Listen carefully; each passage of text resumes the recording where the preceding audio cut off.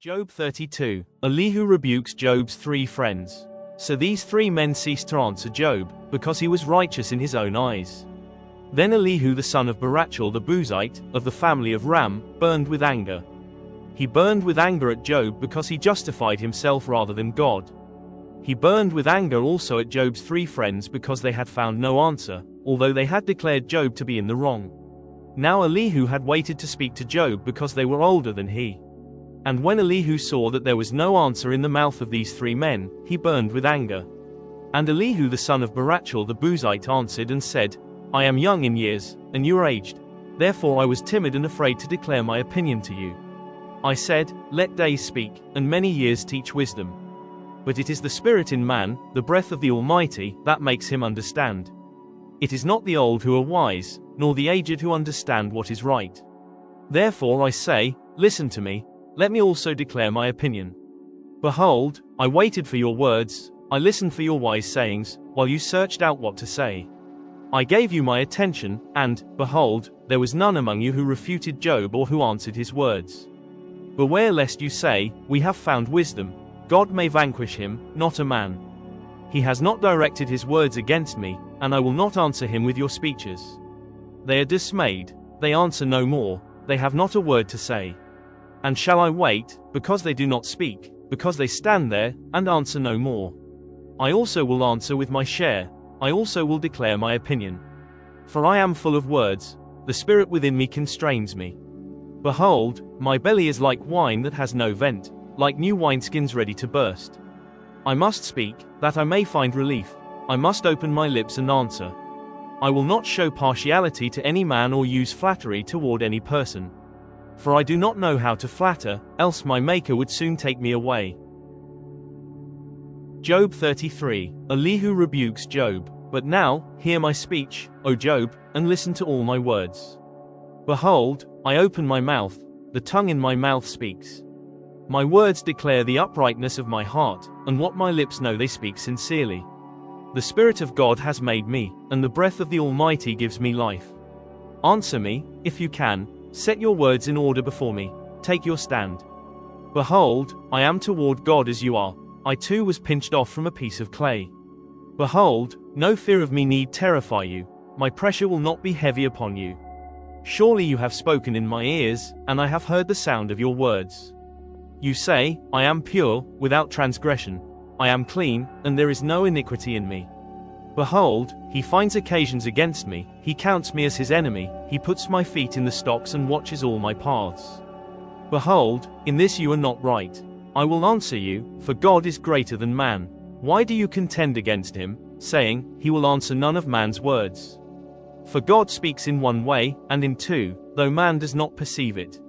In a dream, in a vision of the night, when deep sleep falls on men, while they slumber on their beds, then he opens the ears of men and terrifies them with warnings, that he may turn man aside from his deed and conceal pride from a man.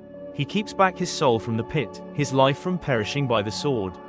Man is also rebuked with pain on his bed and with continual strife in his bones, so that his life loathes bread, and his appetite the choicest food. His flesh is so wasted away that it cannot be seen, and his bones that were not seen stick out. His soul draws near the pit, and his life to those who bring death. If there be for him an angel, a mediator, one of the 1,000, to declare to man what is right for him, and he is merciful to him, and says, deliver him from going down into the pit.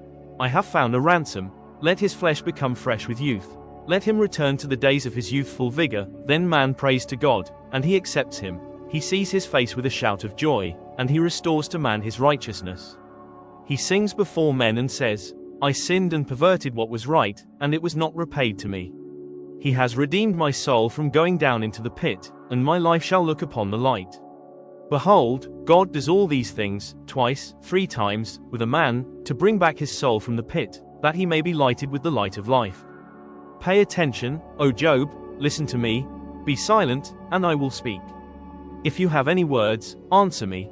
Speak, for I desire to justify you. If not, listen to me, be silent, and I will teach you wisdom. Job 34. Elihu asserts God's justice. Then Elihu answered and said, hear my words, you wise men, and give ear to me, you who know, for the ear tests words as the palate tastes food. Let us choose what is right. let us know among ourselves what is good. For Job has said, I am in the right, and God has taken away my right. In spite of my right I am counted a liar. My wound is incurable, though I am without transgression. What man is like Job, who drinks up scoffing like water, who travels in company with evildoers and walks with wicked men? For he has said, it profits a man nothing that he should take delight in God. Therefore, hear me, you men of understanding. Far be it from God that he should do wickedness, and from the Almighty that he should do wrong. For according to the work of a man he will repay him, and according to his ways he will make it befall him. Of a truth, God will not do wickedly, and the Almighty will not pervert justice. Who gave him charge over the earth, and who laid on him the whole world? If he should set his heart to it and gather to himself his spirit and his breath, all flesh would perish together, and man would return to dust. If you have understanding, hear this, listen to what I say. Shall one who hates justice govern? Will you condemn him who is righteous and mighty, who says to a king, worthless one, and to nobles, wicked man, who shows no partiality to princes, nor regards the rich more than the poor, for they are all the work of his hands. In a moment they die, at midnight the people are shaken and pass away, and the mighty are taken away by no human hand. For his eyes are on the ways of a man, and he sees all his steps.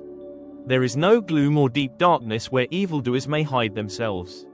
For God has no need to consider a man further, that he should go before God in judgment. He shatters the mighty without investigation and sets others in their place. Thus, knowing their works, he overturns them in the night, and they are crushed. He strikes them for their wickedness in a place for all to see, because they turned aside from following him and had no regard for any of his ways, so that they caused the cry of the poor to come to him, and he heard the cry of the afflicted. When he is quiet, who can condemn? When he hides his face, who can behold him, whether it be a nation or a man? That a godless man should not reign, that he should not ensnare the people. For has anyone said to God, I have borne punishment, I will not offend any more. Teach me what I do not see. If I have done iniquity, I will do it no more. Will he then make repayment to suit you, because you reject it? For you must choose, and not I. Therefore declare what you know. Men of understanding will say to me, and the wise man who hears me will say, Job speaks without knowledge, his words are without insight. Would that Job were tried to the end, because he answers like wicked men. For he adds rebellion to his sin. He claps his hands among us and multiplies his words against God.